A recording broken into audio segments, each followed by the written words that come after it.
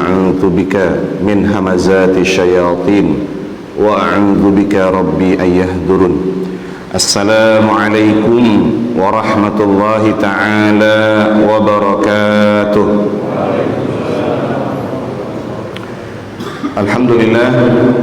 الحمد لله الذي أرسل رسوله بالهدى ودين الحق ليظهره على الدين كله وكفى بالله شهيدا. أشهد أن لا إله إلا الله وحده لا شريك له وأشهد أن محمدا عبده ورسوله لا نبي بعده. اللهم صل وسلم على سيدنا محمد وعلى آله وأصحابه أجمعين ومن تبعهم بإحسان إلى يوم الدين. أما بعد. Alhamdulillah, jamaah salat subuh Masjid As-Salam, Bapak dan Ibu yang dimuliakan Allah Subhanahu wa taala. Bersyukur kepada Allah senantiasa. Allah telah mengutus kepada kita seorang Rasul mulia, Nabiullah Muhammad sallallahu alaihi wasallam, dengan membawa petunjuk agama yang hak, satu-satunya, perlu saya tekankan, satu-satunya agama yang hak, agama yang benar, agama yang menuntun kita kepada keselamatan dan ditinggikan di atas semua agama-agama yang lain.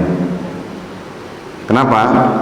Karena sekarang ini banyak sekali orang yang kemudian membawa panji-panji, bendera-bendera yang berusaha untuk mengaburkan batas antara agama-agama dengan mengatakan semua agama benar. Tidak ada. Satu-satunya agama yang hak, agama yang betul, hanya Islam saja. Ini mesti kita tanam betul-betul, ini bagian dari tauhid yang penting buat kita. Jangan sampai kita menganggap bahwa semua agama benar. Agama yang diterima di sisi Allah cuma satu, Islam.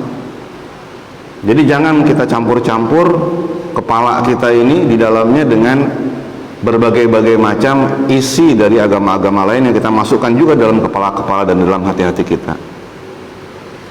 Bersyukur kita kepada Allah Subhanahu wa taala diberikan nikmat yang begitu banyak. Di antara nikmat yang paling penting itulah nikmat beriman dan nikmat berislam.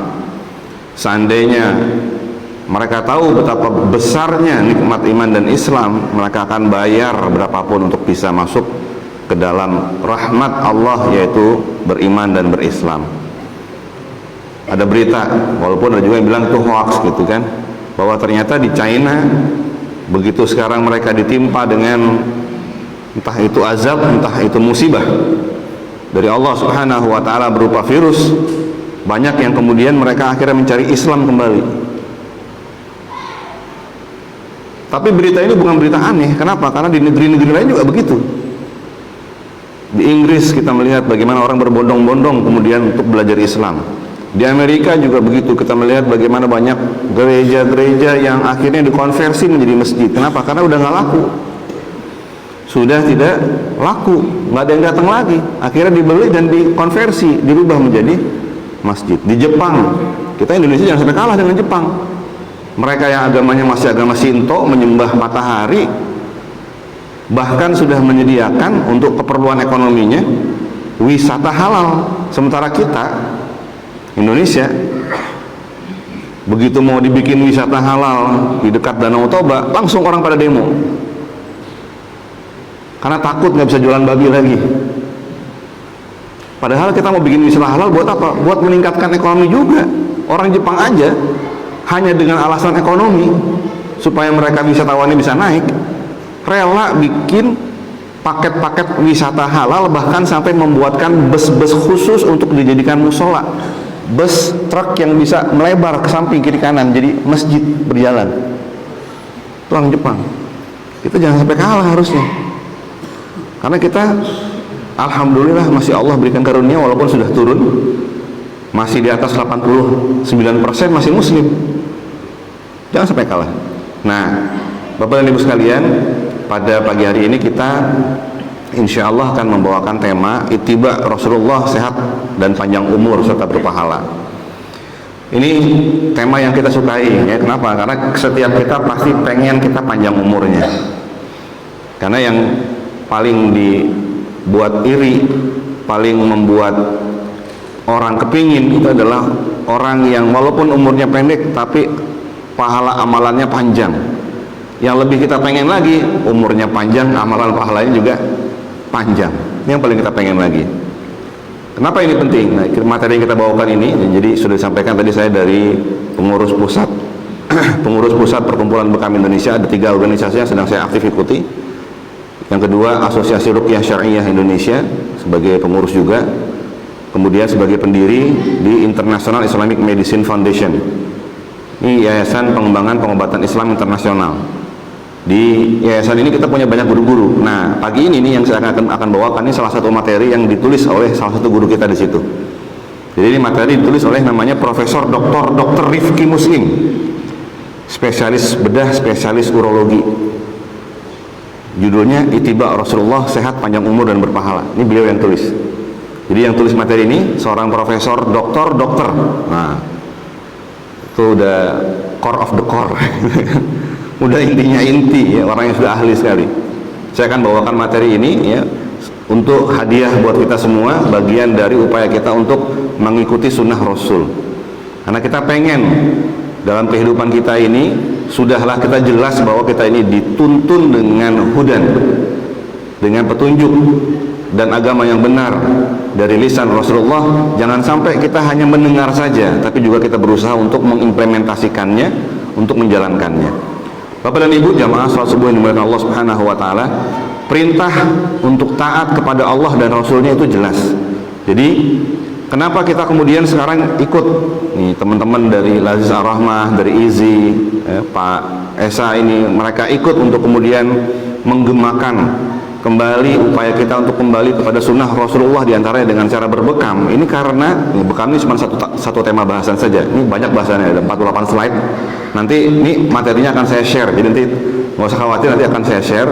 Pak Esa nanti akan share kepada panitia, kepada pengurus, sehingga nanti pengurus bisa share. Kan biasanya setiap jamaah masjid ada grup WA-nya ya. Nah, nanti di share di grup WA-nya, silakan nanti dibahas lebih jauh atau dibaca lebih jauh di grup WA-nya.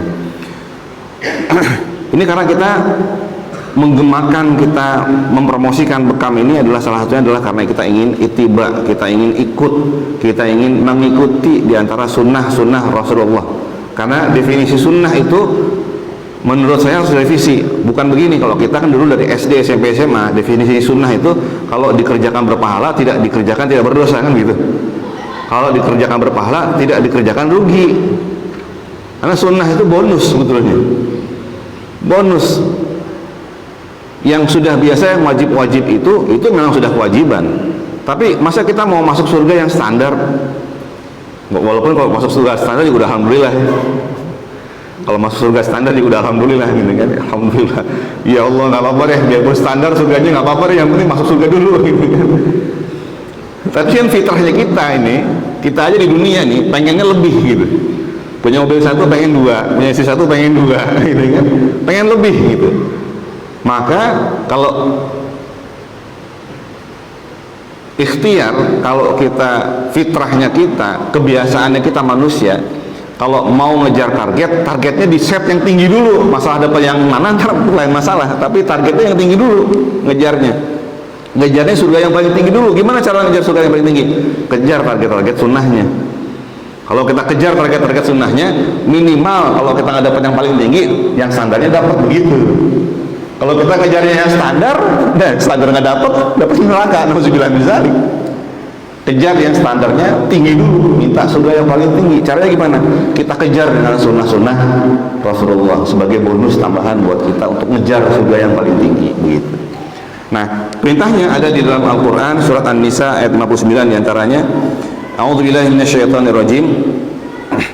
Ya ayyuhalladzina amanu athi'ullaha wa athi'ur rasul wa ulil amri minkum fa in tanaza'tum fi syai'in farudduhu ila Allahi war rasul in kuntum tu'minuna billahi wal yawmil akhir dzalika khairu wa ahsanu ta'wila.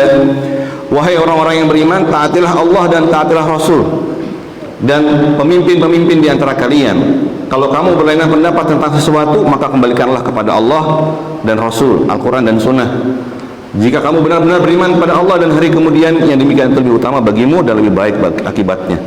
Jadi setiap problem kita, termasuk di sini yang kita bahas hari ini adalah masalah kesehatan. Itu kalau kita mau nyari solusinya, nyari pertama itu nyari di Al-Quran dan di Sunnah. Pasti ada solusinya. Kenapa? Karena Islam ini agama yang lengkap. Tidak sedikit pun, bahkan kalau kata Abu Bakar As-Siddiq, seandainya aku mencari jarum di antara tumpukan jerami, kemudian aku buka Al-Quran, misalnya di Al-Quran aku ketemu jawabannya. Saking lengkapnya gitu maksudnya. Saking lengkapnya Al-Quran ini mengajarkan kita tentang bagaimana kita mengatur pola kehidupan kita. Maka Bapak dan Ibu sekalian, tolong kalau sudah mampu beli handphone yang mahal-mahal, bahkan sampai rela mencicil handphonenya, harus mampu untuk beli Al-Quran. Jadi jangan cuma taruh di masjid. Masjid malah lain lagi. Di rumah kita punya Al-Quran, nggak cukup cuma punya terjemahnya aja. Setiap kita di rumah kita, kalau sudah mampu beli rumah apalagi, harus mampu di rumah kita Al-Quran itu ada tafsirnya. Harus mampu di rumah kita masing-masing. Jangan minjem doang. Tapi kalau orang di sini kan rata-rata sudah mampu semua kan. Sudah mampu beli motor, sudah mampu beli handphone, sudah mampu ngisi pulsa. Bahkan katanya pulsa dibanding handphone lebih penting pulsanya gitu. Kalau nggak ada pulsa repot juga gitu kan, nggak bisa buka internet, nggak bisa buka WhatsApp, nggak bisa ngegosip. Ini kita kira cuma ibu-ibu doang yang suka ngegosip, ternyata bapak-bapak juga di WhatsApp dulu tuh suka ngegosip juga. Harus mampu kita beli di rumah kita Al-Quran berikut dengan tafsirnya, berikut dengan kitab-kitab hadisnya, minimal Sahih Bukhari Muslim. Coba dievaluasi, kalau di rumah kita belum ada, pulang dari masjid nih, langsung cari di toko buku, harus punya itu.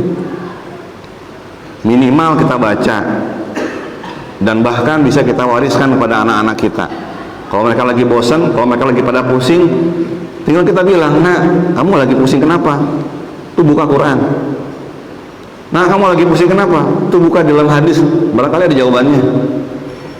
Siapa di antara kita kalau lagi pusing, lagi ada masalah, langsung buka Quran? Jarang. Lagi ada masalah, lagi pusing, langsung nyari solusi ke manusia lagi nyarinya kan. Sakit kepala, siapa yang pernah sakit kepala? Siapa yang tidak pernah sakit kepala sama sekali? Angkat tangan. Nggak ada ya. Hampir semua pernah sakit kepala ya. Kalau sakit kepala nyarinya apa? Panadol, Calpol, paracetamol, Bodrex gitu ya. Ada nggak yang sakit kepala langsung istighfar? Aduh sakit kepala nih, istighfar dulu deh. Astagfirullahaladzim, astagfirullahaladzim, astagfirullahaladzim. Ada gitu? Ada tapi jarang ya.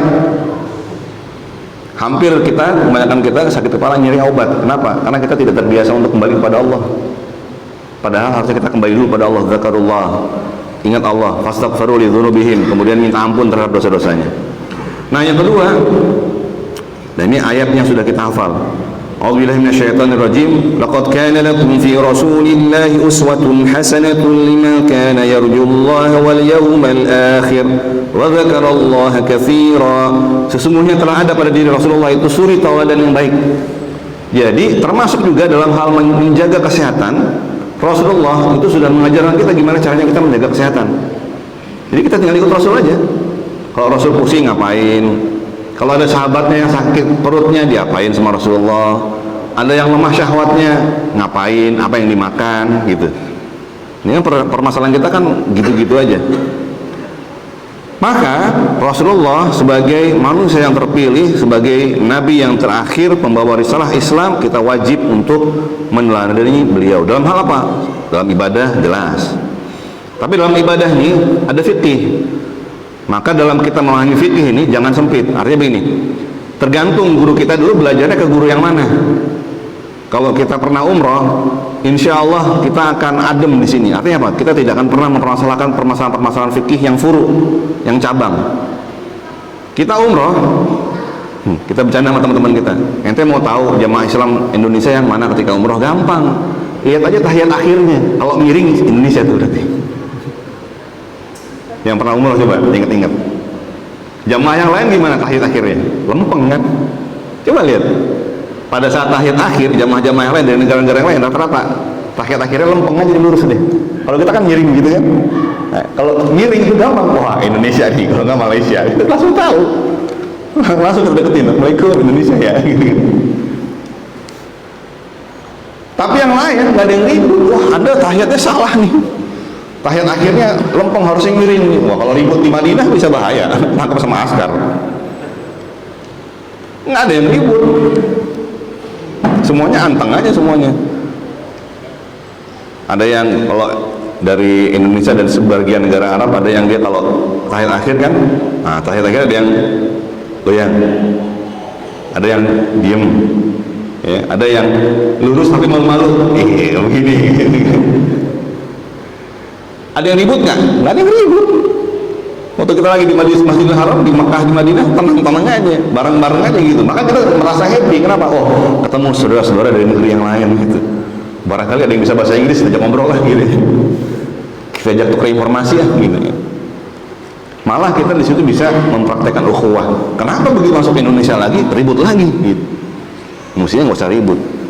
Yang penting kita kalau orang salat, yang salah bukan yang tahiyatnya lempeng, goyang kiri kanan, atas bawah, atau dia malu-malu begini, bukan itu. Yang salah orang yang salat. Jadi yang salah bukan yang lempeng begini, bukan yang goyang-goyang kiri kanan, atau yang malu-malu, atau yang begini, ya, bukan itu yang salah. Yang salah ya nggak salat gitu. Karena dalam salat saja ada namanya rukhsah. Kalau orang lagi sakit salatnya gimana? Kepala digips, habis kecelakaan kan, kepala digips, badan difiksasi, nggak boleh bergerak, gimana sholatnya? Habis tabrakan, tangan yang gerak, Allahu Akbar, Allahu Akbar, Allahu Akbar, Allahu Akbar, begini, tegak, ruku, tegak, sujud, tangan doang yang bergerak kan, sah nggak sholatnya? Sah, kan ada rukhsah gitu. Nah, jadi dalam mengikuti ibadah kita harus memberikan keluasan dalam hal-hal fikih yang furu, fikih yang sifatnya khilafiyah, ya. Jangan tegang gara-gara masalah fikih yang furu. Yang penting kita ibadahnya tetap kita jalani semuanya. Kemudian dalam kehidupan sehari-hari beliau, bagaimana pola makan Rasulullah, bagaimana pola tidur Rasulullah, nanti kita bahas di belakang. Kemudian dalam muamalah, bagaimana Rasulullah berdagang, dagang nggak boleh bohong, ya. Perintahnya kalau kita dagangnya bohong, wailul lil mutaffifin, neraka wail untuk orang yang suka curang. Jadi kita hati-hati tuh kalau dagang, jangan sampai curang, ya. Bahkan ketika saya kemarin umroh ke Madinah, ternyata ada juga yang curang dagangnya, ya. Lagi kita jalan-jalan ke Bukit Uhud, orang dagang, kalau kita kan kalau mau buka baju, mau beli baju nih, mau beli baju, kita buka dulu kan, kita lihat dulu kan, ini kira-kira baju muat apa enggak gitu kan, dilihat dulu, dipantas-pantas dulu gitu kan, kalau boleh dicoba, coba dulu malah sekalian gitu kan. Ini, nggak boleh dibuka sama dia. Rupanya kita penasaran, kenapa nggak boleh dibuka ya? Beli aja deh, gitu, kita lihat nanti gitu kan. Lagian murah harganya gitu kan. Begitu dibuka ternyata kekecilan gitu kan. Kecilan lucu lagi, kecilannya sebelah kanan doang yang lebih kecil gitu kan, lucu di baju gitu kan, kecilan sebelah. Pantesan nggak boleh dibuka, ini curangnya kayak gini nih, nggak boleh kita dagang curang, mesti jujur dalam berdagang, ya nggak boleh curang yang cacat-cacat disembunyiin, nggak dikasih tahu, ya. Makanya sunnah Rasulullah dalam berdagang itu kalau kita dagang sesuatu, mobil misalnya, motor, ada cacatnya, bilang, kasih tahu, jujur.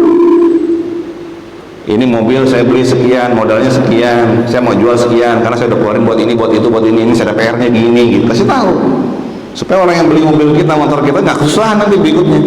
Oh, masih ada PR-nya ya, oke, itu saya catat ya. Bisa turun lagi nggak? Oh maaf, Pak, turun lagi udah nggak bisa. Saya duit udah habis buat sekian gitu.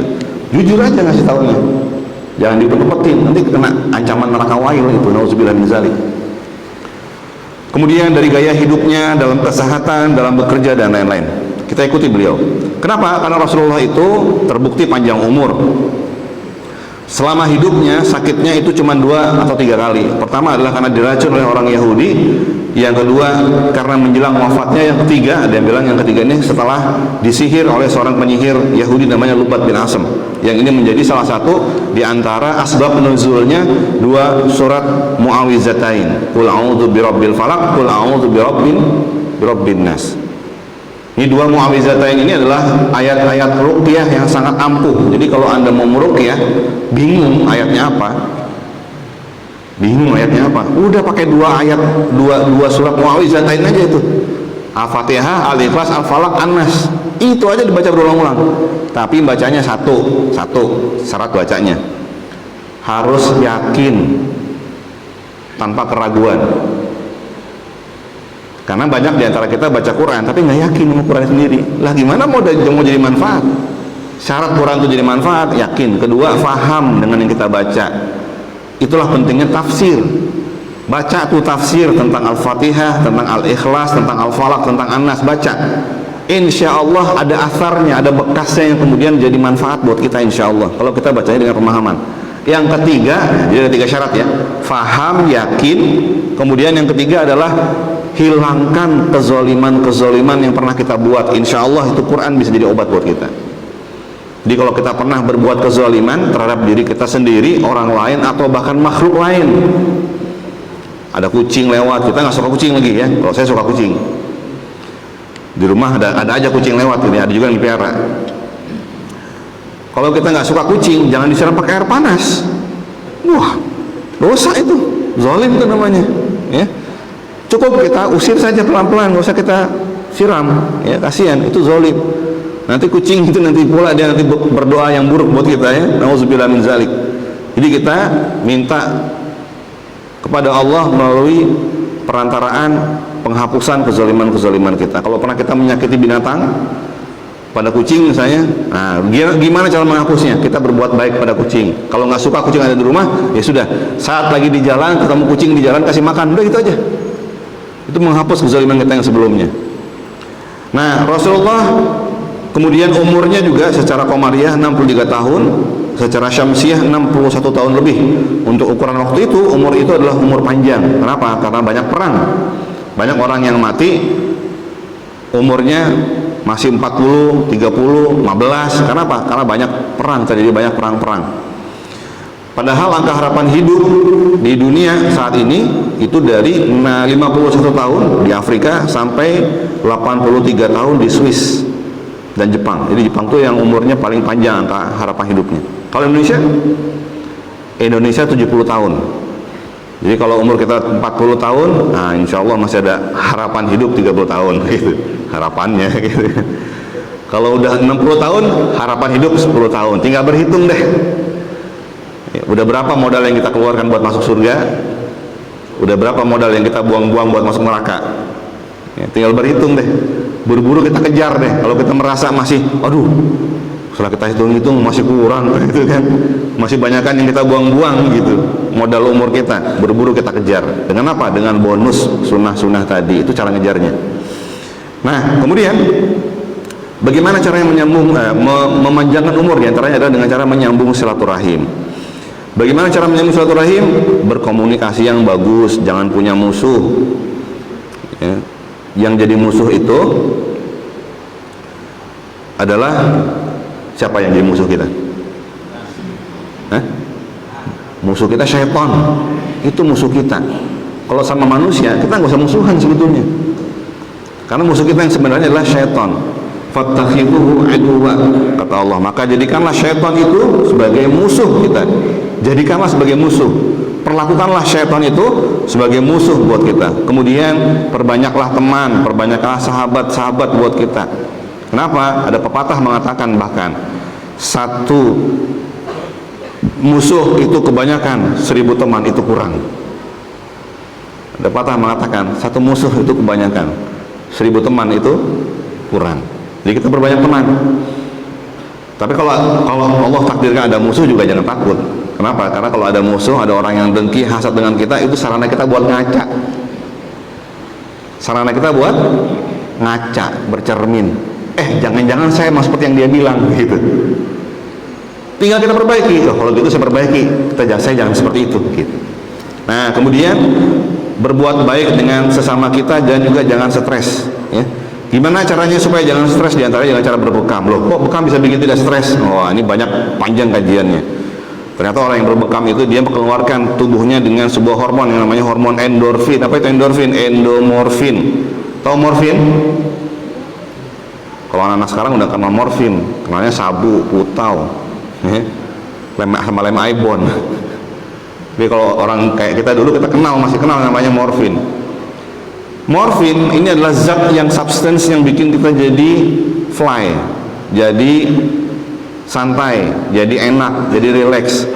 Tubuh kita ternyata punya kemampuan mengeluarkan morfin sendiri untuk menghilangkan rasa sakit. Coba orang yang lagi sakit-sakit di rumah sendirian, tiba-tiba cucunya datang, sini, langsung sehat nggak tuh kira-kira? Langsung sehat. Yang anaknya udah gede-gede, anak udah pada tinggal berpisah, rindu, ya, ngerasa nggak enak badannya. Begitu anaknya datang, seneng nggak kira-kira? Seneng. Langsung hilang sakit-sakitnya. Habis perjalanan jauh, dari perjalanan jauh pulang ke rumah, ketemu istri, senyum istrinya gitu kan. Makanya para istri ini, para suami pulang ke rumah ya, jangan langsung ditanya tagihan belanja, tambah stres juga nanti. Sambut dulu dengan senyum. Habis sudah pulang, alhamdulillah. Gimana Bi? Assalamualaikum, mudah-mudahan sehat terus ya. Mau minum apa Bi? Gitu, mau minum apa Bi? Jangan kalah sama pramugari. Jadi kalau bapak-bapaknya ini kemudian pada nggak seneng sama istrinya, kemudian cari-cari lagi di luar, ya karena istrinya sendiri nggak mau menyambut. Jangan kalah sama orang yang di luar. Istri itu harus lebih profesional dari pramugari. Mau makan apa Pak dengan senyum, gitu kan?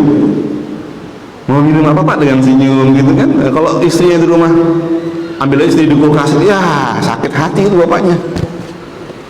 Ya, langsung merasa di dalam hati itu. Ya.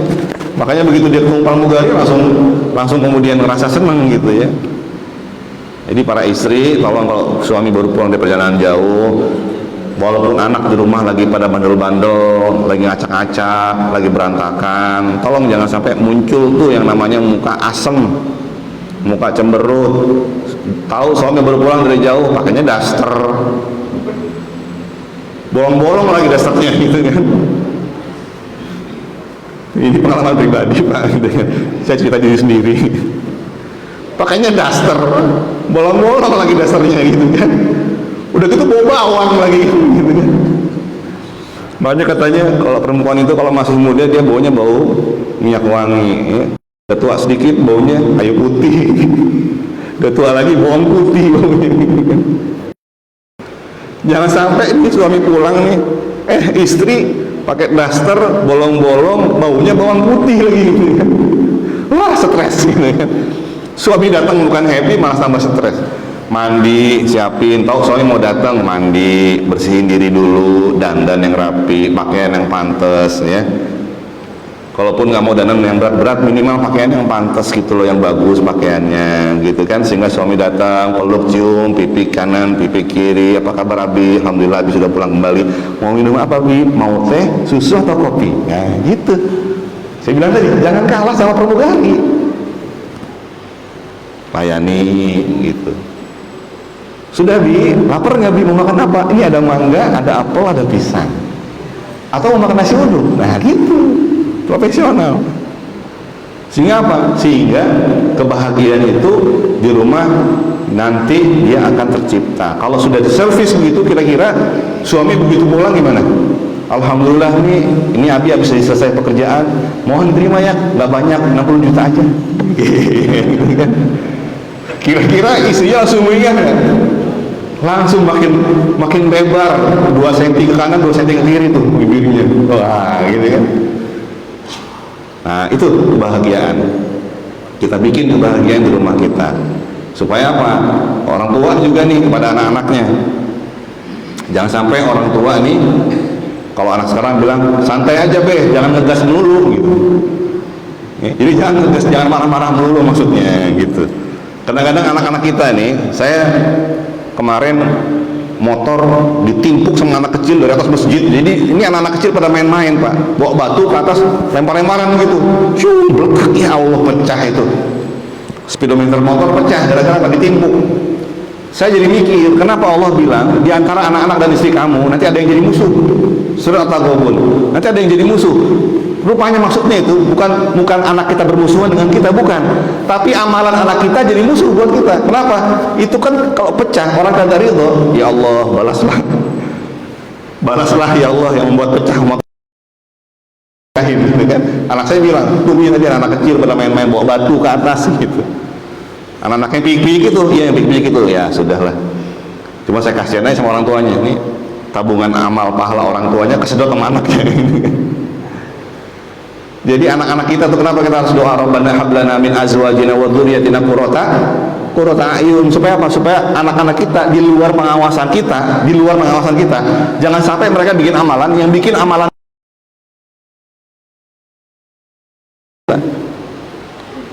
Jangan sampai anak-anak kita itu kemudian bikin amalan yang sudah kita bikin kesedot habis. Kita merasa pahala kita udah banyak ya, udah banyak sedekah, udah banyak, ternyata anak-anak kita yang belum pada balik bikin amalan yang amalannya bikin amal kita kesedot. Itu musuh dirinya buat kita. Jadi ternyata bukan selalunya mereka bermusuhan dengan kita harfiah, bukan, tapi ternyata adalah ketika mereka bikin amalan yang amalannya ternyata merugikan kita orang tuanya. Makanya kita disuruh untuk mendidik anak-anak kita dengan sebaik-baiknya. Orang tua jangan ngegas mulu. Kita sama anak tuh perlu kayak layangan, Pak. Sebentar diulur. Kita main layangan gitu kan. Kalau main layangan ditarik terus gimana kira-kira? Terbang nggak layangannya? Nggak bakalan terbang. Kalau ada angin tarik. Ya, dulu saya nggak begitu suka main layangan, tapi saya ngerti tekniknya. Tarik. Supaya apa? Supaya dia ngembang. Begitu makin kenceng anginnya lepas. Gitu. Sama anak juga begitu. Kalau dia belum mau terbang, tarik dulu. Tarik. Begitu mulai ada angin kenceng, lepas dulu. Ditarik, kalau ditarik makin lepas dia. Lepas dulu. Sebentar, lepasnya jangan lama-lama. Kalau dikasih lama-lama ya lepas betul ya, jangan lama-lama. Ini jangan sampai juga anak-anak kita lepas malah jadinya, jangan ya. Lepas dulu sebentar, kita tarik lagi, kita kasih peringatan lagi, kita marahin lagi. Itu marahin kita sama anak kan sayang. Karena nggak kita marah sama anak dengan kebencian penuh gitu kan nggak ada. Kita kalau marah sama anak itu karena di sini tuh dengan penuh sayang di sini nih. Dalam hati tuh, ya Allah, ayah tuh sayang banget sama kamu, cinta banget sama kamu, jangan sampai kamu kenapa-kenapa kan gitu. Nah itu kita jadikan keluarga kita jadi keluarga yang bahagia. Jaga kebersihan diri kita, jaga lingkungan kita. Saya suka dengan banyaknya sekarang orang sudah peduli dengan promosi-promosi kesehatan lingkungan, ya, mengurangi sampah. Kemarin saya mampir ke Indomaret samping masjid, pengen tahu gitu kan, ternyata udah nggak sediain plastik. Iya bagus juga sih. Ya, cuman saya pas nggak bawa plastik lagi, untungnya bawa celana sirwal. Salah yang banyak kantongnya gitu. Wah, di kantongnya pakai nih, kantongnya ada 1, 2, 3, 4, 5, 6. Wah, 6 kantong tuh celana kan, masukin kantong aja semuanya gitu kan, belanja. Bagus itu, kenapa? Karena dengan kita berupaya untuk menjaga lingkungan kita, menjaga bumi kita, lingkungan yang kita jaga, nanti feedbacknya akan kita sendiri, ya. Jadi kita jangan cuma peduli dengan rumah kita juga. Lihat kalau ada sampah, pungut, bersihkan. Ada yang nyampah nih, misalnya kan kalau beli minuman begini kadang-kadang suka plastiknya ada plastik ini, itu jangan dibuang, ya, biasain kayak orang Jepang lah. Kita buka nih plastiknya, jangan dibuang. Kalau kita belum ketemu tempat sampah, kantongin dulu. Makan nasi uduk selesai, nggak ada tempat buang sampahnya, kantongin dulu makan. Kalau saya gini, saya biasakan gitu. Kita makan nih, ternyata belum ada tempat sampahnya atau nggak ada nih, di mana tempat sampah nggak ada, lipat, kantongin. Jangan dibuang sembarangan. Karena kalau kita buang sembarangan, kita mengotori lingkungan kita. Berbuat ihsan itu diantaranya adalah dengan cara kita menjaga lingkungan kita. Kemudian makanan yang halal, yang thayyib, dan makan tidak sampai kenyang. Makan sampai apa? Kan begini rahasianya. Nah, kita bicara puasa sedikit. Di sini siapa yang sudah biasa puasa Senin Kamis? Ada yang biasa puasa Senin Kamis? Oke. Banyak ya? Siapa yang biasa puasa Ayyamul Bid 3 hari dalam sebulan? Berturut-turut 13, 14, 15. Sudah? Ada? Ada lagi? Siapa yang biasa puasa Daud? Nah, makin mengerucut lagi. Siapa yang biasa puasa Daud? Sehari puasa, sehari buka gitu. Ada? Nah, orang yang berpuasa, kalau orang yang biasa berpuasa, jadi puasa ini ada mekanismenya. Ketika kita berpuasa, puasa kita itu nanti dia akan menimbulkan satu mekanisme switching, perubahan dari tenaga utama ke tenaga cadangan. Tenaga utama yang kita makan ketika sahur, tenaga cadangan yang selama ini kita simpan dalam bentuk lemak. Kapan itu? Jam 10 sampai jam 12. Itu akan terjadi mekanisme switching, pindah dia. Nah, pada saat switching, badan kita akan gemeter. Makanya tidak dianjurkan orang puasa olahraga jam 10. Lemes, Pak. Nah, jadi orang yang puasa ini kalau mau olahraga, jangan pagi-pagi.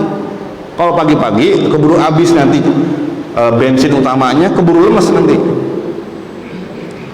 10 sampai 12 itu istirahat kita. Santai, rileks dulu. Kenapa? Pasti gemeter kita, badannya pasti tuh, ya, kayak demam gitu. Padahal bukan demam itu mekanisme switching, pindah dari makanan utama ke makanan cadangan, yaitu lemak dalam tubuh kita. Setiap kita pasti ada lemaknya. Pindah, ketika dia pindah, nanti kira-kira jam 1, jam 2, itu badan kita sudah mulai pakai bensin cadangan. Kalau kita bawa mobil tuh bensinnya udah DE dia tuh, ya. Waktu dia di DE itu masih ada reserve-nya sebetulnya. Kalau mobil 5 liter, kalau motor 1,5 liter, masih ada itu di reserve-nya. Udah DE itu, nggak habis betul nggak? Ya, masih ada cadangannya. Nah, jam 2 itu kita sudah mulai nggak lapar lagi, bahkan hilang laparnya kita. Makanya dianjurkan orang yang puasa kalau mau olahraga itu jam-jam 4 sampai jam 5 sore. Boleh olahraga, boleh latihan. Gitu. Kalau kita olahragawan misalnya, boleh. Jangan pagi-pagi. Kalau pagi-pagi nanti kita keburu habis. Kemudian makanan yang halal dan thayyiban. A'udzubillahi minasyaitonir rajim. Ya ayuhan nasu kulu mimma fil ardi halalan thayyiban wa la tattabi'u khutuwatis syaitan innahu lakum aduwwum mubin. Wahai manusia, perhatikan. Perintahnya adalah wahai manusia.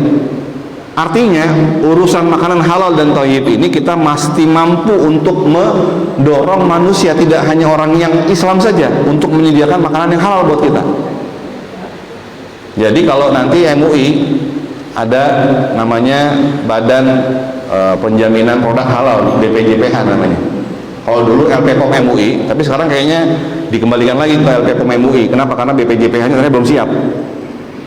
Badan Program Penjaminan Produk Halal dulu kalau saya nggak salah ingat. Nah, Badan Penjaminan Halal ini kita harus dukung. Kita yang punya usaha, bapak-bapak yang punya usaha kuliner, restoran gitu ya, daftarkan. Untuk apa? Untuk menjamin keamanan kepada konsumen kita, bahwa makanan yang kita sediakan itu terjamin halalnya. Kalau pergi ke restoran, coba saya tanya bapak sekalian, siapa di sini yang pernah pergi ke restoran yang restorannya jual bir, walaupun kita tidak makan, kita tidak minum birnya? Siapa yang pernah? Ternyata ada hadis yang melarang kita makan di tempat jamuan makan yang di situ disediakan bir. Nggak boleh, walaupun kita nggak minum birnya. Jadi kalau ke restoran, tolong dicek, tanya sama yang punya restorannya atau karyawannya, mas, mbak, di restoran ini jual bir nggak? Sebelum kita buka menu, tanya dulu. Kalau itu dia jual bir, jangan makan di situ. Kasih tahu alasannya. Oh, jual bir ya? Kalau gitu saya nggak makan deh. Loh, kok nggak jadi, Pak? Karena agama saya melarang saya makan di tempat yang di situ dijual bir, dijual khamr, melarang. Jadi kita mulai sekarang cek and recheck. Jangan cuma nyari enaknya doang. Bukan cuma masalah yang kita makan itu yang halalnya, bukan, tapi sebagai sebuah pernyataan bahwa kita tidak mendukung penjualan khamr di tempat itu. Masuk ke hotel, tanya. Saya pernah ke Jogja, udah lapar pagi-pagi gitu kan, turun ke bawah. Begitu masuk hotel, alhamdulillah nggak jual bir. Alhamdulillahnya Allah kasih saya tengok ke belakang. Ya Allah, bir semua gitu kan, bir bintang dijejer. Oh ya Allah, kita udah lapar lagi kan, kita udah seneng gitu kan. Karena ngeliat di muka nggak ada bir, nggak ada. Rupanya di belakang dia posisi gitu kan. Ya Allah, udah lapar nggak jadi makan di sini, nah kan saya keluar, saya makan di luar. Cari yang tidak jual bir. Ya, termasuk juga hotel. Kalau hotel itu jual bir, kita jangan makan di situ. Cari hotel yang tidak jual bir. Kenapa? Supaya banyak hotel yang kemudian peduli dan kemudian menjaga supaya tidak jual bir. Alasan apa jual bir? Pariwisata. Emang itu turis-turis kalau nggak minum bir mati? Kan enggak. Turis-turis itu kan kalau nggak disediain bir juga nggak mati. Kalau minum bir cari tempat lain deh, gitu kan. Jangan di sini. Jadi kita kalau punya restoran, jangan sampai kita jual bir. Saya punya teman di Depok, dulu restoran kecil, jual bir, nggak maju-maju. Kemudian setelah dia ngaji, sekarang orangnya udah tua, udah cuma 70 tahun. Setelah dia ngaji, dia kemudian taklim, dia ngerti, semua botol-botol birnya dipecahin semua dan dibuang semua birnya. Sekarang restorannya besar sekali, saungnya ada puluhan saung, ada piara kuda, ada juga dia pondok tahfiz persis di samping restorannya. Subhanallah, Allah kasih nikmat yang luar biasa, maju sekali. Bahkan setiap Ramadan, setiap mau buka puasa nggak pernah kosong, penuh terus, padahal saungnya puluhan, gede-gede saungnya. Tahu mulai dari itu saya tahu tuh. Jadi kalau ada orang yang bilang nih, wah ini orang nggak benar segala macam, saya bantah. Kenapa? Saya tahu dulunya miskin. Bahkan rumahnya itu kalau ngepel pakai air, disipratin doang, nggak dipel. Kenapa? Rumahnya tanah soalnya. Jadi kalau rumahnya tanah mau gimana ngepelnya? Tanah semua. Ya, cuma disemprot air doang kan, dia licin. Ngepelnya gimana? Nggak bisa dipel kalau rumahnya tanah semua. Rumahnya dulu tanah lantainya. Sekarang istrinya punya material besar, suaminya punya restoran sampai dengan anak-anaknya, restorannya jadi besar sekali. Dari mana tuh? Berkah ngebuang bir, berkah ngebuang kemaksiatan yang selama ini dia jual. Luar biasa tuh. Dari restoran remang-remang jadi restoran bercahaya sekarang, terang, banyak tamunya, selalu rame kalau pas lagi Ramadan, nggak pernah kosong. Nah, kenapa Rasul panjang umur? Itu juga adalah cukup olahraga, seimbang kerja dan istirahatnya. Ya. Istirahat kita kapan? Istirahat kita tuh waktu sholat, itu adalah istirahat kita. Jadi ketika Rasulullah mau istirahat, menyampaikan kepada Bilal, wahai Bilal, istirahatkan kami. Maksudnya apa? Azan dong.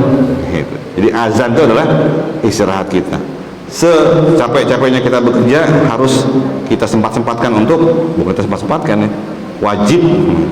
Kita istirahat itu wajib. Apa? Ketika sholat. Kemudian tidur yang cukup. Berapa jam tidur yang cukup? Kalau secara kedokteran tidur yang cukup itu 8 jam ya. Kalau secara sunnah tidur yang cukup itu 5 jam. Kok bisa begitu? Kok bisa begitu? 4 jam tidur malam yang dipotong dengan sholat tahajud, ya, dipotong dengan sholat tahajud, diganti dengan 1 jam tidur siang. Nah, siapa yang masih jadi karyawan di sini? Masih ada yang jadi karyawan ya? Minta sama kantornya untuk bikin siesta, tidur siang. Bisa nggak? Susah ya? Emang lo yang punya kantor ya?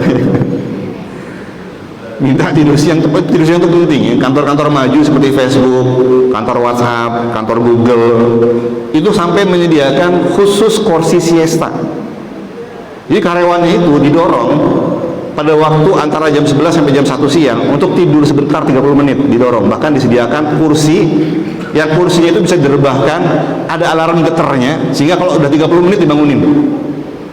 Nah, ternyata orang yang tidur siang sebentar itu produktivitasnya lebih tinggi dibandingkan orang yang tidak tidur siang. Bisa kebayang sebetulnya kalau kita kerja terus, udah pagi macet, telat, masuk absen juga telat, kerjaan banyak, numpuk, ada karyawan yang lain yang nggak masuk, kerjaan jadi kita juga, gitu kan? Kebayangnya dalam kondisi begitu, lagi mumet-mumet begitu, nggak ada waktu istirahatnya, kira-kira gimana? Stres nggak? Stres, ada marah-marah gitu jadinya. Pelanggan datang kita marahin, ya. Bos datang kita marahin, bos aja kita marahin saking stresnya. Nah, itu adalah tidur siang yang kita diminta untuk tidur yang cukup, bukan 8 jam, tapi justru 5 jam. 4 jam tidur malam, tahajud dibayar dengan 1 jam tidur siang. Ya, jadi kita seimbang antara ngejar dunia sama ngejar akhiratnya. Jangan stres dan juga pengobatan yang baik. Gimana Rasulullah dengan gizinya? 1, jadi Rasulullah itu adalah pemakan segala. Jadi bukan vegan ya. Orang Islam nggak boleh vegan. Orang Islam nggak boleh makannya sayur doang, nggak boleh. Ini perbuatan orang Buddha. Ente Buddha apa Islam? Islam. Rasulullah makan daging. Sunnahnya begitu, contohnya begitu. Jadi kita pun makan daging. Jangan kita nggak makan daging. Apa saja yang dimakan Rasulullah? Roti kasar, gandum, bukan terigu. Kemudian kalau di Indonesia contohnya beras merah. Kemudian sayur-sayuran, sana al-maki, sanut dan lain-lain. Kemudian buah-buahan, apa saja buahnya? Banyak. Siapa yang di rumahnya tidak ada buah kurma, maka dia seperti orang yang kelaparan. Siapa yang di rumahnya punya buah kurma?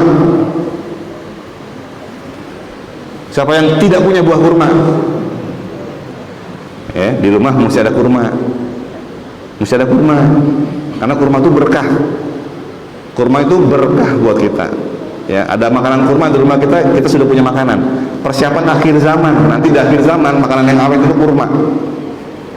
Ya, sekarang kan belum, ya belum, alhamdulillah belum ya. Tapi kalau nanti kita sudah sampai akhir zaman, sudah sampai di mana kita nanti bertemu lagi antara yang hak dengan yang batil, makanan bakal susah. Makanan bakalan susah. Kita mesti latihan nyiapin makanan yang awet. Apa itu? Kurma. Kemudian apa lagi? Buah tin. Buah tin itu awet. Awetnya bagaimana? Kalau dikeringkan. Jadi buah tin yang dikeringkan itu awet ya. Bisa tahan lama dia buah tin yang dikeringkan. Dan buah tin ini sangat bagus buat siapa? Bapak-bapak ada yang pengen punya anak lagi nggak? Bapak-bapak ada yang pengen punya anak lagi? Ada yang pengen nambah anaknya? Oh, anak udah capek pak, nambah isi boleh nggak? Pengen nambah anaknya, makan buah tin. Buah tin ini bagian dalamnya kalau kita buka itu banyak bijinya kecil-kecil. Itu mirip seperti kantong testis pada laki-laki. Kantong testis itu kalau dibuka, dalam itu ada benih-benihnya, benih-benih sperma yang nanti calon sperma buat kemudian nanti membuahi ovum. Nah, laki-laki yang pengen subur laki-lakinya, jadi ini kalau untuk ibu-ibu yang pengen punya anak lagi, suami istri pengen punya anak lagi, tolong satu, rajin berbekam, dua, rajin makan buah tin, tiga, bisa konsumsi buah zuriat namanya. Kalau kita ke Makkah, Madinah, umroh tuh banyak yang jual tuh buah zuriat. Tanya aja buah zuriat ya. Orang Makkah, orang Madinah pedagangnya sekarang udah pinter bahasa Indonesia semua. Jadi kita kalau belanja udah nggak susah gitu kan. Kalau dulu kita masih begitu kan.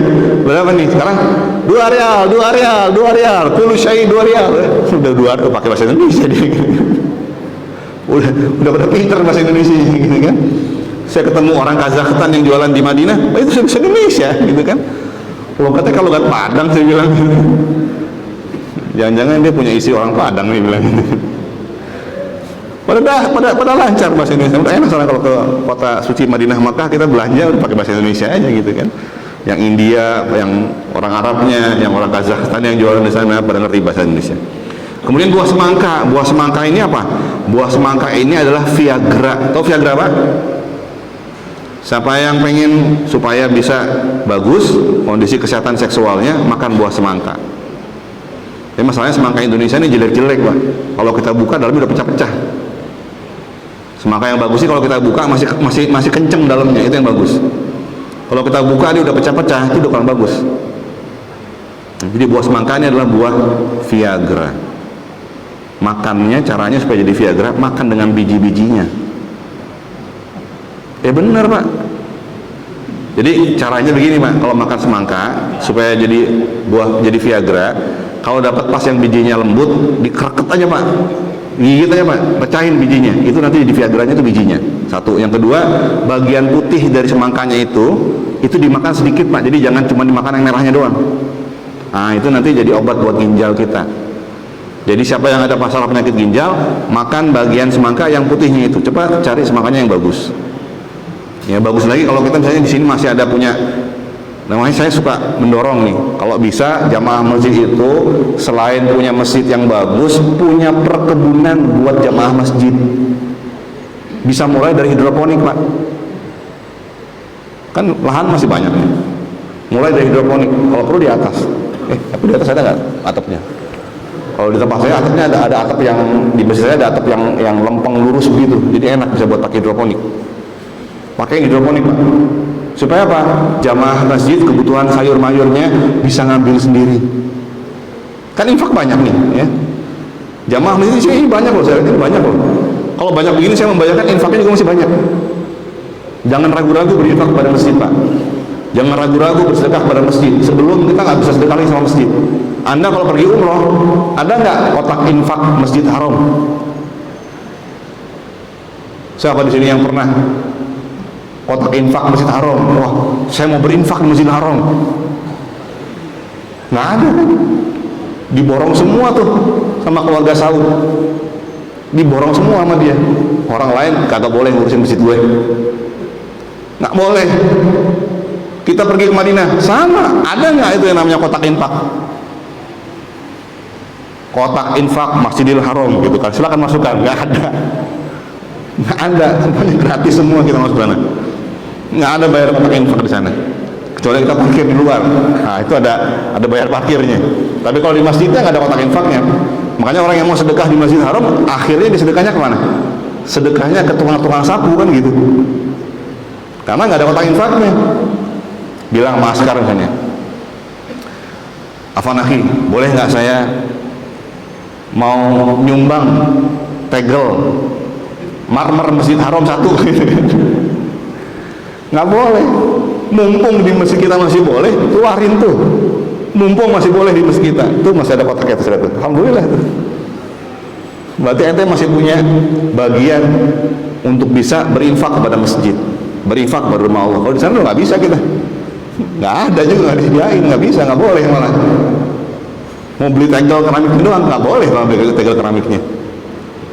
Paling banter bayar ke orang, atau kita sediain, kita siapin bersedekah dengan plastik ya. Buat apa tuh?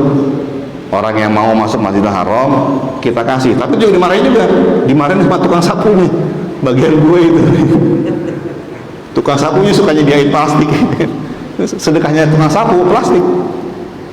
Ya orang masuk bawa sendal gitu kan, kasih plastik, sedekah plastik. Murah tuh, tapi sedekah. Sedekahnya Masjidil Haram lagi kan. Cuma sedekah ke Masjidil Haram nggak bisa. Ya, jadi kita jangan ragu-ragu. Kemudian apalagi buah labu. Siapa yang suka makan labu di sini? Siapa yang pernah makan labu parang di sini? Ada yang keturunan Manado. Kalau keturunan Manado biasanya suka labu. Ya. Di makanan mereka biasanya ada namanya bubur tinutuan. Kalau bubur tinutuan ada labunya biasanya. Labu ini ternyata adalah makanan yang disukai oleh Nabi kita, dan labu ini adalah merupakan makanan juga yang diberikan Allah kepada Nabi Yunus alaihissalam ketika Nabi Yunus alaihissalam terdampar di pantai. Buahnya labu. Kemudian timun. Suka timun? Gimana caranya tahu timun bagus dan timun jelek? Bukan masalah pahitnya, kalau pahit itu salah motong. Jadi kalau timun pahit itu salah motongnya. Cara motong timun, potong di bagian pantatnya, gosok-gosok dulu kan. Tapi dia keluar racunnya pahitnya itu. Ya. Pantatnya dipotong, gosok-gosok dulu, jangan motong dari depan. Dari pantatnya, dari yang nempel dengan batangnya, potong yang bagian situ, terus digosok-gosok dulu sedikit tuh, bekas potongan yang sudah dipotong. Gosok-gosok sedikit, nanti dia keluar, nanti pahitnya hilang. Caranya kita tahu timun bagus atau enggak gampang, lihat bijinya. Kan timun ada bijinya. Kalau bijinya itu dia rapih susunannya, itu timun bagus. Artinya itu timun tumbuh di atas tanah yang unsur haranya masih bagus. Kalau timunnya dia sudah tidak rapi, kadang-kadang kita suka ketemu kan, timun bijinya tuh ngengsol ke atas, ngengsol ke bawah, nggak rapi. Ah itu timun jelek pak, nggak bagus. Timun tumbuh di atas tanah yang sudah rusak. Kemudian apalagi anggur. Anggur kalau basah, kalau kering namanya kismis. Siapa yang punya anak-anak masih sekolah, pengen anaknya bisa menghafal dengan mudah, siapa yang punya rumah tahfiz, pengen anak-anak tahfiznya bisa menghafal dengan mudah, berikan kepada mereka kismis. Karena kismis ini punya satu zat namanya boron, yang fungsinya adalah untuk menguatkan fungsi otak untuk menghafal. Jadi kalau pengen mudah menghafal, konsumsinya kismis. Saya pengennya anggurnya aja, boleh. Anggur ini juga makanan yang luar biasa. Kemudian delima, siapa yang pernah makan delima? Ada yang pernah makan delima? Siapa yang belum pernah makan delima? Yang belum pernah makan delima harus cari. Fihima fakihatun wa nahrun wa rumman. Di dalam surga itu Allah tumbuhkan buah-buahan, kurma dan delima. Jadi delima itu makanan surga.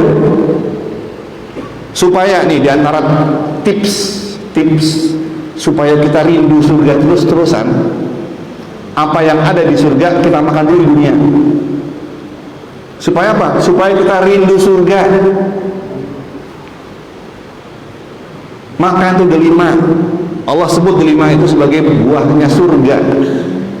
Supaya kita rindu dengan surga, dirindukan dengan surga, makan tuh buah-buahan surga. Rumman, delima, makan. Delima adalah salah satu buah yang punya antioksidan yang paling tinggi. Paling tinggi delima itu. Apa fungsi antioksidan? Membuat kita supaya awet tua. Itu apa awet muda? Awet tua. Maksudnya apa? Walaupun umurnya bertambah tua, mukanya tetap muda, gitu loh, awet tua jadinya. Ya. Pengennya gitu ya. Umur boleh nambah tua, tapi muka pengen tetap muda, gitu ya. Awet tua. Apa buktinya? Kalau Anda potong buah delima, Anda buka begitu, buka begini nih. Bandingkan dengan kalau Anda potong buka pisang, Anda potong buka apel. Anda potong buka pisang, terbuka begitu. Sekian menit tidak Pak? Tadinya warnanya putih, terus jadi coklat. Buka apel, warnanya putih, sekian menit jadi coklat. Buka buah delima, warnanya merah, berhari-hari masih merah Pak. Itu tanda bahwa dia punya antioksidan sangat tinggi. Dan kalau makan buah delima, kalau delima yang Indonesia yang kecil-kecil tuh biji kan dibuang. Tapi kalau delima yang dari Turki, delima yang dari Arab kan besar-besar tuh, itu makan dengan biji-bijinya. Itu untuk apa? Bijinya itu untuk kesehatan tulang. Jadi siapa yang tulangnya keropos, cari buah delima, makan dengan biji-bijinya. Biji buah delima itu mengandung kalsium dan kolagen. Ibu-ibu yang pengen wajahnya tetap muda, ya ibu-ibu juga begitu kan? Asal ada iklan membuat wajah Anda lebih kinclong, membuat wajah Anda lebih terlihat muda, pasti dibeli itu. Bibi, ini beli boleh ya, gitu kan. Di antara belanja istri yang paling besar tuh kosmetik. Betul ya Bu ya? Betul ya Pak ya? Di antara belanja istri yang besar itu diantaranya, ya selain makanan sehari-hari gitu, kalau itu udah wajib gitu kan. Tapi diantara belanja sunnah, kalau yang wajib jelas ya, makanan hari-hari itu wajib, itu belanja itu wajib. Ya, kebutuhan pakaian segala macam wajib. Tapi ada yang sunnahnya itu dari belanja istri kita, apa? Belanja kosmetik. Untuk apa? Bikin muda. Daripada belanja kosmetik mahal-mahal, mendingan belanja buah delima. Cari buah delima. Gimana caranya? Wah, saya buah delima mahal. Nanem. Iya Pak. Ini saya bilang tadi kan, kita ini udah mesti mikir gimana caranya kita bisa nanem makanan yang kita mau makan. Sudah mulai mikir Pak. Lingkungan kita kalau punya tanah kosong, jangan dibiarkan nganggur, tanam. Hasilnya buat jamaah sama-sama gitu. Tanam dengan sayur-sayuran, tanam dengan buah-buahan. Hasilnya buat jamaah. Sehingga jamaah bisa dapat tuh yang namanya sayur, buah-buahan. Bahkan kalau misalnya bisa delima, cuma kalau delima agak lama memang. Ya, saya udah nyoba nanam ya, agak lama nanamnya kalau delima. Ya, karena dia harus nunggu sampai akarnya betul-betul kuat dulu di bawah, baru dia mulai naik ke atas nanti. Agak sedikit lama. Yang agak cepat tuh buah tin. Buah tin cepat Bang. Jadi kita buah tin itu cepat dan di Indonesia mudah berbuah. Di sini ada nggak tanaman buah tin? Di sekitar masjid kita. Nah mulai sekarang nih PR ya, para pemakmur masjid, ketua-ketua DKM minimal punya satu program tanaman surga di pekarangan masjid kita. PR nih, ya, PSA PR nih. Ya. Kalau buah tin itu enaknya apa? Buah tin itu bisa ditanam di pot. Dia bisa jadi tabulan pot, tanam buah dalam pot. Bisa di pot dan bisa berbuah dalam pot. Gitu. Jadi DKM masjid harus punya koleksi tanaman surga. Di antaranya buah tin. Watini wa zaitun. Kalau zaitun agak susah. Yang paling gampang tin. Tin itu paling gampang tumbuh di Indonesia dan paling gampang untuk berbuahnya. Mudah berbuahnya. Cari buah tin. Banyak kok yang jual bibitnya sekarang di mana-mana. Saya nggak jualan, cuman silakan cari sendiri. Ya banyak yang jual dan bisa dikirim melalui pos. Jadi beli aja melalui pos, nanti tinggal minta rekomendasi cara merawatnya bagaimana, tanam di setiap masjid kita. Sehingga jamaah bisa merasakan rasanya buah tin segar. Ya, makanan surga itu. Makanan surga. Jadi jamaah pergi ke masjid punya tujuan bersama selain sholat. Apa itu? Nanam buah tin gitu. Bisa nanam kurma, lebih bagus lagi. Kita udah mulai nanam kurma, udah mulai besar kurmanya, cuman karena dia baru satu doang, kita nggak tahu tuh laki atau perempuan, belum berbuah dia. Kurma kalau mau nanam kurma yang bisa tumbuh, cari kurma barhi namanya. Itu bisa tumbuh dan bisa kita kawinkan. Nanti dia berbuah. Ya, jadi kan enak tuh kalau masjid ada buah kurmanya, ada buah timnya, ya. Ya, cari yang gampang dulu deh, buah tin dulu PR-nya, insyaallah. Protein hewan yang dikonsumsi Rasulullah, daging, ayam, telur, susu, dan ikan laut. Nah, baik. Ini kita olahraga Rasulullah, jalan kaki, lari, gulat, berkuda, memanah, dan renang. Jalan kaki gampang ya, bisa. Lari bisa. Gulat nih yang susah ya. Kalau senior-senior gimana, kita banting nanti patah lagi ya. Berkuda ya, kalau ada yang punya kuda ya, nah ini boleh disewakan ya. Memanah yang mudah ya, di Masjid Ar-Rahmah saya sudah ada lapangan manahnya. Berarti kelihatan sudah mulai ada latihan memanahnya. Memanah itu jangan takut Bapak sekalian ya. Kalau ada yang dari Intel jangan takut. Nggak akan dipakai buat manah orang, itu buat latihan aja. Memanah itu latihan memperbaiki tulang belakang. Jadi kalau kita punya tulang belakang bermasalah, di antara cara terapinya, 1 berkuda, 2 memanah, 3 renang. Itu adalah terapi tulang belakang. Ya, itu sebenarnya tujuannya buat terapi tulang belakang. Jangan takut. Nggak akan dipakai buat memanah gitu. Lagian pula yang dipakai dia pakai yang tipnya juga ujungnya ujung yang tumpul sebetulnya, bukan yang tajam. Nah, kemudian secara rohani tidak marah, tidak stres, tidak iri, tidak dengki, pikiran positif dan lain-lain. Istirahat tadi ya, pola tidur kita. Puasa sudah kita bahas. Nah, kemudian sistem kedokteran Rasulullah sifatnya 2, yaitu preventive medicine, tibbul wiqai, dan kuratif medicine atau tibbul ilaji. Ya, kalau yang tibbul wiqai penjagaan. Contoh misalnya ketika ada wabah atau ada taun, kalau seorang muslim ada di dalamnya nggak boleh keluar. Bertahan dia di situ. Makanya ada berita banyak relawan-relawan justru dari negeri-negeri muslim yang pengen masuk ke dalam daerah wabah. Untuk apa? Untuk menyelamatkan orang-orang itu. Menjaga diri dari hubungan dan lain-lain. Tibbul ilaji. Nah, tibbul ilaji apa saja? Yaitu bahan alami, zaitun, madu, air zam-zam, habas sauda, kurma, kemudian siwak. Nah, siapa yang tahu siwak? Di rumahnya ada yang punya siwak? Nih ya, kayak gini ya siwak ya. Kayu siwak. Nih. Ini kita pakai buat gosok gigi. Ini sunnah. Ya. Siwak ini dia ada antibiotiknya. Makanya kayu siwak dia walaupun kena mulut kita berkali-kali tidak bau mulut. Kalau baju kena mulut terus ngiler, bau mulut nggak? Bau mulut di baju kita nanti nih, ya bau iler nanti. Tapi kalau siwak kena iler kita berkali-kali tidak akan berubah baunya. Ini kelebihannya kayu siwak, dia ada antibiotiknya sebetulnya di kayu siwak ini. Bahan alaminya siwak, anggur, labu, semangka, lidah buaya. Ini lidah buaya juga bahan yang juga dahsyat ya. Kalau di Arab pernah lihat ada herbal namanya jadam. Tahu jadam? Dia hitam pahit dia. Dia dari lidah buaya, kemudian berbekam. Nah, siapa di sini yang sudah pernah berbekam? Siapa yang belum pernah berbekam? Belum pernah. Ya, yang belum pernah berbekam, cobalah berbekam. Karena dalam berbekam di antara sunnah Rasulullah yang sangat dianjurkan. Fungsinya sangat banyak sekali. Nanti saya share materinya ini ya. Banyak sekali, dan kemudian juga ruqyah syar'iyyah ya. Ruqyah itu apa? Ruqyah itu kita secara bahasa artinya adalah jampi-jampi.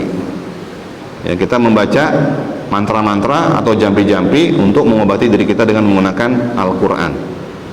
Syaratnya sudah saya sebutkan tadi, 1 faham, 2 yakin, 3 menghilangkan kezaliman. Itu syaratnya. Baik. Sudah jam 6.30, saya rasa waktunya juga sudah cukup ya. Dari saya mohon maaf apabila ada kata-kata yang kurang berkenan. Insya Allah nanti materinya saya akan bagikan. Nanti bapak-bapak akan dapat materinya, insya Allah di share. Silakan nanti dibaca materinya, diresapi, didalami. Pesan saya tadi, jadikan PR untuk supaya masjid-masjid kita ini punya tanaman surga yang bisa dikonsumsi oleh jamaah sendiri gitu. Insya Allah nanti makin makmur masjidnya ya. Kenapa? Karena dalam perintah sholat, berpakaianlah yang baik, sholatlah, kemudian ada yang ketiga sebetulnya, makanlah. Coba, jadi orang masuk masjid itu 3 sebetulnya tujuannya, gerakannya. 1, pakai pakaian yang terbaik. 2 sholat, habis sholat 3 makan dan minumlah. Ada loh, makan dan minumlah. Makanya saya senang kalau lihat ada masjid itu ya, disediain pinggir-pinggirnya ada sediain teh, ada sediain biskuit gitu ya. Nah itu sudah mengikuti perintah Quran itu. Kulu washrobu, makan dan minumlah, tapi wala tusrifu, jangan berlebihan.